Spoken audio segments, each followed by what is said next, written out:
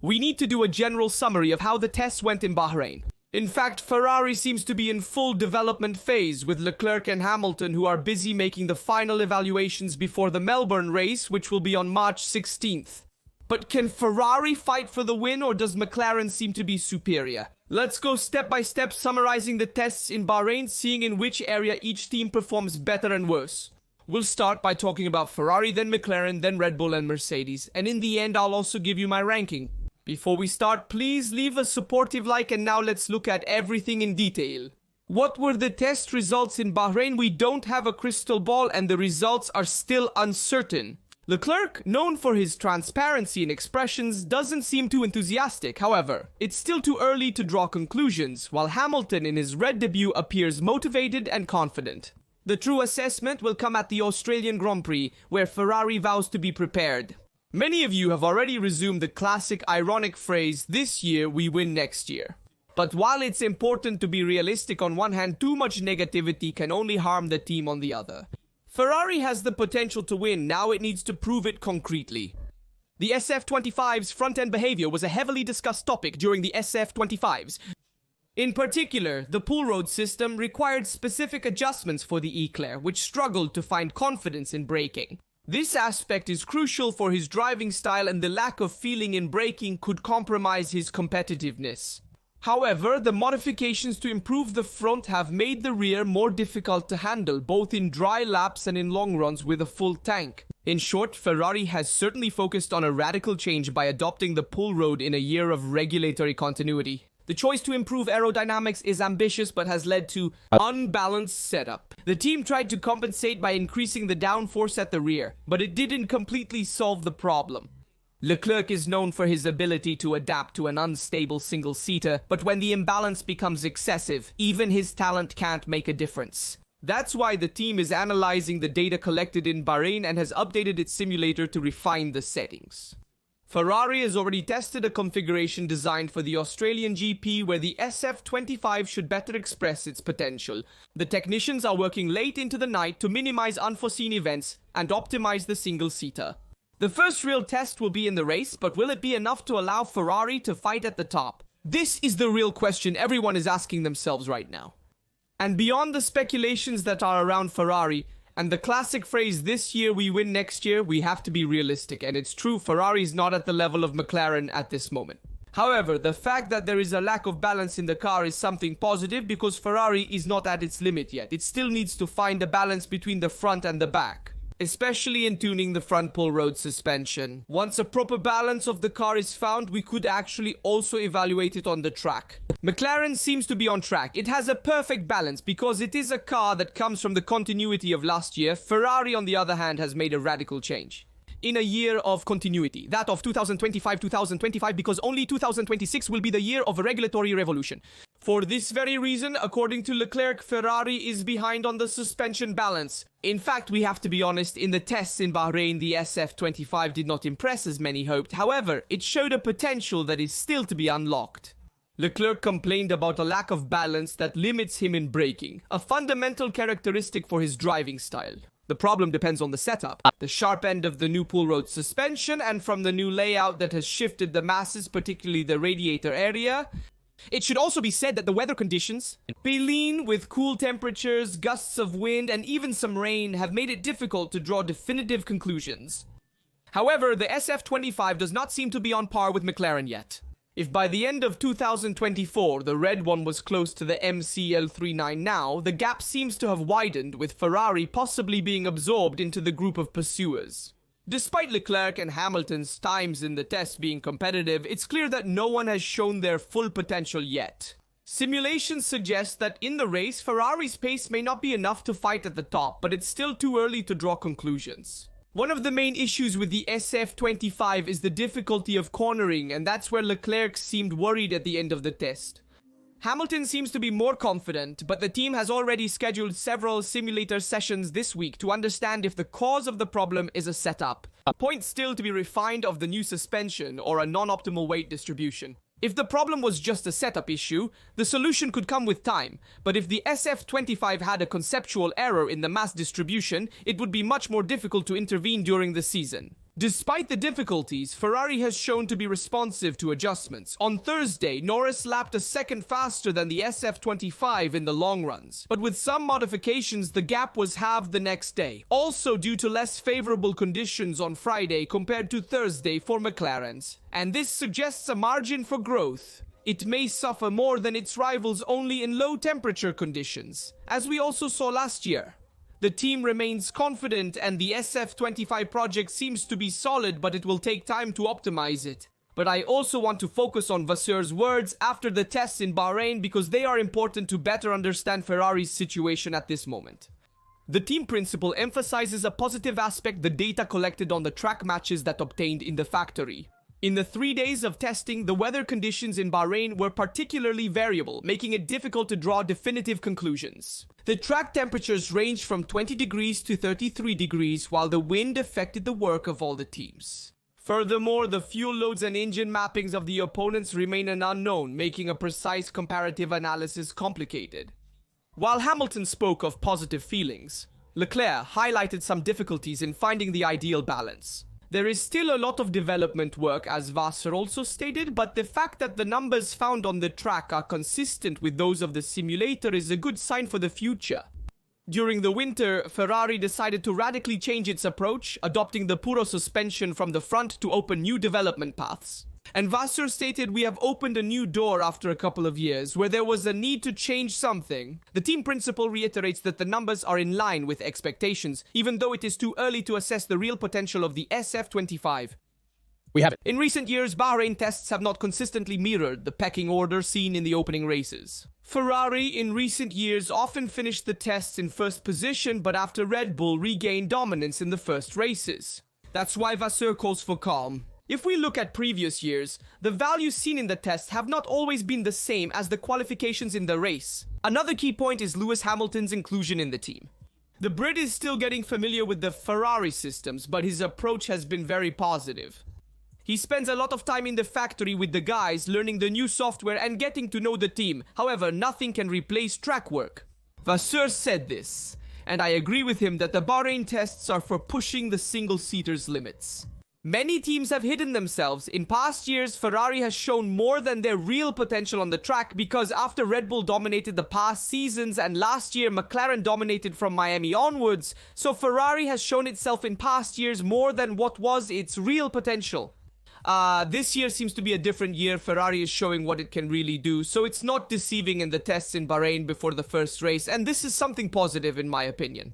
As I mentioned to Vasseur, strong performance in tests doesn't guarantee success in the first races. Teams can conceal their true potential with engine mapping or fuel load. Let's wait for the first race to evaluate. I also want to share Leclerc's interesting words with you. After the tests in Bahrain, the Monegasque driver highlighted how the weather conditions made it difficult to compare with previous years. The variability of temperatures and the strong wind affected the drivability of the car, making the evaluation of performance more complex. I don't think I've ever experienced a Bahrain like this before, with such low temperatures and even rain. It's hard to make comparisons with previous years. If the aerodynamic data confirms the team's expectations, Leclerc has admitted that the SF25 struggled to find the right balance. We saw the numbers we were expecting, but in the last 2 days we had some difficulty with the balance. There is still work to be done to improve the management of the single-seater on the track. And this is a crucial issue for Ferrari, which will have to take advantage of the time in the factory and at the simulator to correct the details before the first GP of the season. Observing the opponents, Leclerc has recognized the competitiveness of McLaren, which seemed very fast in the tests. However, he reiterated the importance of focusing on their own work without being influenced by appearances. We don't know what fuel levels the others are running with. McLaren seems strong, but we need to stay focused on ourselves and not be taken in by first impressions. There are still many question marks. In short, the focus now is on Melbourne, and it will be crucial in the coming weeks to fine-tune the SF25 ahead of the inaugural race. Leclerc is confident that the team can find the right settings. We have learned a lot from the tests and will use this data to improve. Now we know what the car feels like on the track and we can compare it with the simulator to optimize every detail. The goal is to arrive in Melbourne with a more balanced and competitive single-seater. Ferrari still has room for improvement, and the work of the next few weeks will be crucial to close the gap with the competition, but we also have to see how the other teams have started. Is McLaren really the favorite team? What's the view from the inside? How did their tests in Bahrain go?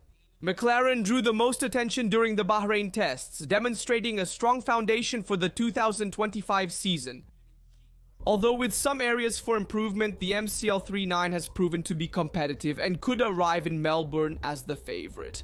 McLaren approached the 3 days of testing with a well-defined plan, divided between data collection and race simulations. The team dedicated a lot of time to analyzing the behavior of the single-seater, conducting tests with short runs to test the aerodynamic and mechanical behavior. This approach was very similar to that of Red Bull, which had to understand the new features of the RB21. One of the most interesting aspects concerns the front suspension of the MCL39, considered interesting but risky by Red Bull's engineers. The walking team continued to collect data to refine the aerodynamic package, using sensors scattered on the car to monitor behavior in various track conditions. McLaren has shown to be very strong in race simulations, maintaining a great pace and managing the tires well. However, on the first day of testing, Norris reported some instability at the rear, a problem that was then mitigated with the adoption of a more loaded rear wing in the following days. Compared to the MCL38, the team has worked to improve the consumption of the rear tires in high temperature conditions, a problem that had occurred last year in Sakhir, Miami and Imola.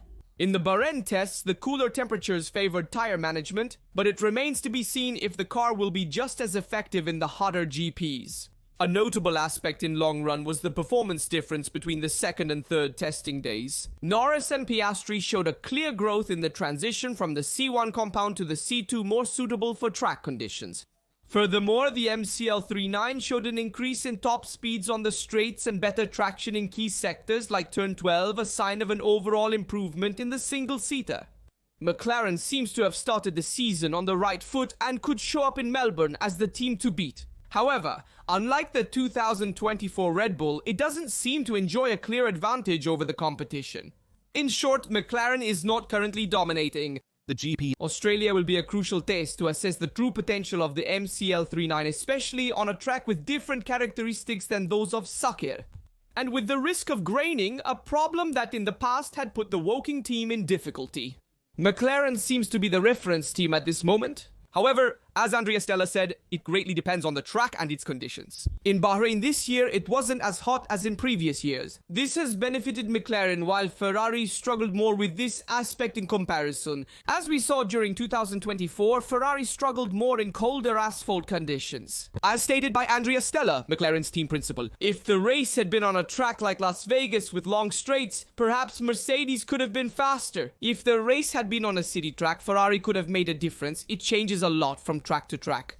And McLaren seems to be stronger overall in terms of car balance. And on an average of the annual tracks, however, it always depends on the type of track and the type of conditions, and this will also affect the first race in Melbourne. That's why I want to reiterate, be careful. The tests have told us something about the season, but it's important not to jump to conclusions.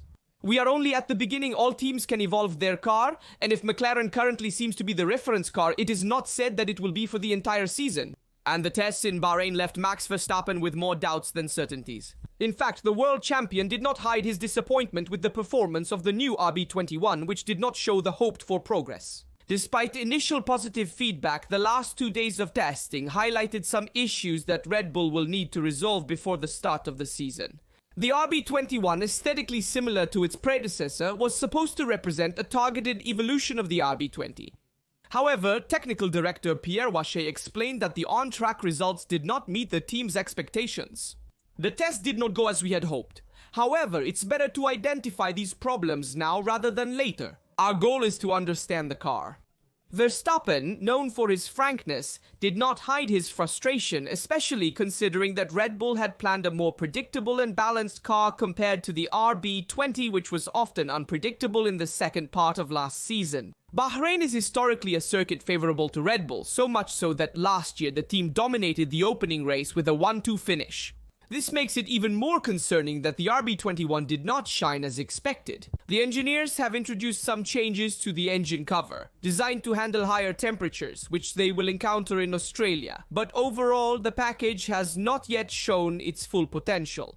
According to information gathered, Verstappen would be much more worried than the rest of the team and would have expressed his displeasure to some collaborators. The four-time world champion expected a more incisive car right from the start, given the time dedicated to development during the winter. However, Red Bull has no intention of panicking. Helmut Marko and Christian Horner are convinced there is still much room for improvement and that the real answers will only come in Melbourne. So the next few weeks will be crucial to understand whether the RB21 will be able to fight at the top right away, or if it will have to chase the competition. McLaren seems to have started on the right foot, while Ferrari is still a bit of an unknown. If Red Bull doesn't quickly find the right setup, the season could become more complicated than expected for Verstappen. And with the driver market in turmoil, the future of the Dutchman could become a hot topic already in the first months of the championship. And on this, we have to be honest, Verstappen has shown some positive signs on the last day, other negative signs on the other 2 days. Where the RB21 seemed a very unstable car to drive, nervous and still too rigid as the RB20 had shown, so be careful on circuits with high curbs. It seems to have the same issues, but on the last day I found an ideal setup, so we will reevaluate the car in Melbourne. Certainly at the moment we can't rule out Verstappen in the fight for the top 3 up front because he can make a difference with his talent, but on race pace Red Bull might struggle more. Because finding consistency with an unstable car is really difficult. So for now I put Red Bull as the third force. Behind McLaren first, second Ferrari and then Red Bull. It remains the fourth force.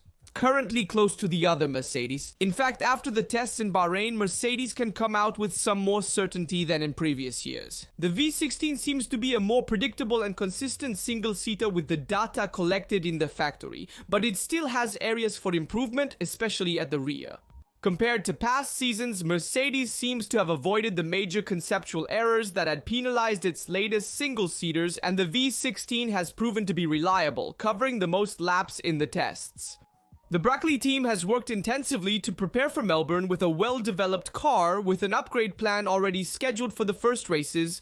Russell has stated that the car is honest and relatively easy to handle. However, the real test will be in the race when it will be understood to what extent Mercedes can compete with Ferrari, McLaren and Red Bull. And even our Kimi had a positive approach in the tests, showing maturity despite his young age. Mercedes seems to believe a lot in the Italian talent and does not want to put too much pressure on him. His apprenticeship will be fundamental for the future of the team, with the idea that he could become a key player in the coming years. And the same Kimi has gone out on a limb and said that he wants to make the top 6 in the first race in Melbourne, an ambitious goal but one that the young Italian driver can achieve because he has also shown in the test that he is very consistent on the race pace, always running with 1-2 tenths of a second off the ideal time. To keep in mind, he managed to stay on Russell's times, which is no small feat, and so we have seen a great adaptation of Kimi to the V16. From a technical point of view, the V16 shows excellent stability at the front, favoring corner entry and traversal.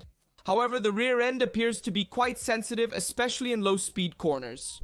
The car tends to oversteer on exit, suggesting some difficulty in transferring load between the two axles. This behavior could make it less competitive than McLaren and Red Bull in driven stretches, while the front grip superior could give it an advantage over Ferrari in some situations. In short, Mercedes has a good starting point today, but the opponents seem to be better off, especially in the exit phase, and this also affects the race pace because it cannot maintain a constant pace. If you have oversteer on exit, you are going to consume significantly more rear tires. So we'll see how Mercedes will fare in the first GP in Australia. That's why my current team ranking is as follows. Starting from the 10th place, going to the first, I put Sauber, Haas, Racing Bulls, Williams, Alpine, Aston Martin, Mercedes, Red Bull, Ferrari and McLaren. Also share your team rankings in the comments after the tests in Bahrain. Which team convinced you the most? Which team convinced you the least? Which team do you think will be the surprise of the championship? In my opinion, watch out for Williams, who may impress a lot this year, especially having two experienced drivers like Albon and Sainz. Remember to like, subscribe and turn on notifications so you don't miss any videos on the channel. We follow daily news on Formula 1, especially Ferrari. I'll leave you with other related videos. See you in the next video from Rastaduto.